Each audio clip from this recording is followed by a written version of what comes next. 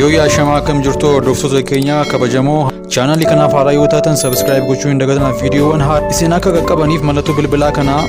banaa gochuun dagatina. Laayyootti singeenye gatiidhaan nuuf meerra dhiiga nuuf lolate atsamiin daaganna waan Yesuus nuuf ta'e barrumaan yaadanna sitnaaf waaqa sitnaaf waaqa sitnaaf waaqa sitnaaf waaqa Yesuus sitnaaf waaqa sitnaaf waaqa sitnaaf waaqa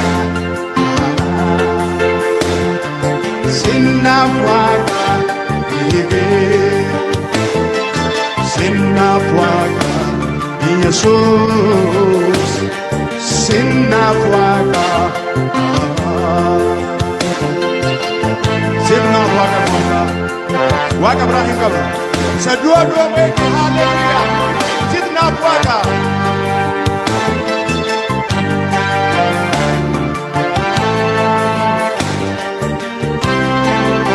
salphachuu isaatiin ulfinat sameera Laayyootti singeenye gatiidhaan nuuf meerra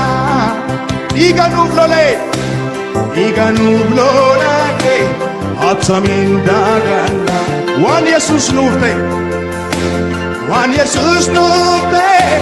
barrumaan yaadanna salphachuu isaatiin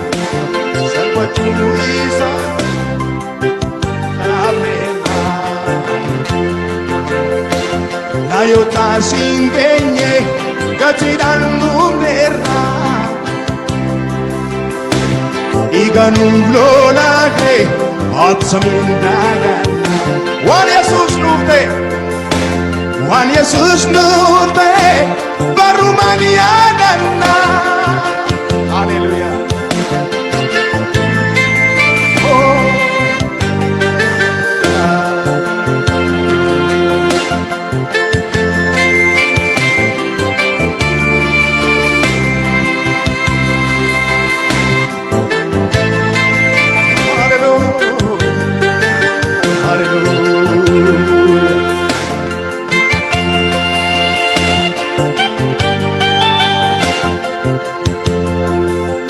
Jaalalli kee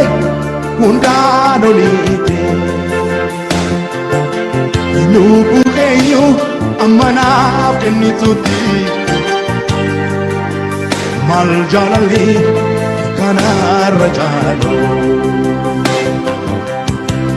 Yesuus koo eenyuun si mala jaalalli kee hundaan oliite haleluyaa lubbuu keenya amma naaf kennitutti maal jaalalli kanarra caalu Yesuus koo eenyuun si mala jaalalli kee hundaan oliiti jaalalli kee hundaan oliiti haleluyaa lubbuu keenya amma naaf kennitutti maal jaalalli kanarra caalu haleluyaa Yesuus koo eenyuun si mala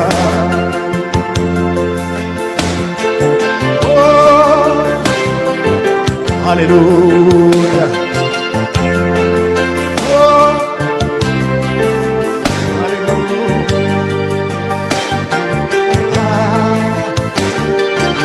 haleluyaa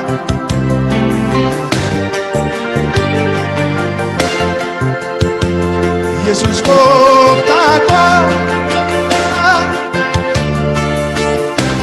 hundee seenaa koo sinan bareede dagatee rako Ilasimne Ulfata bako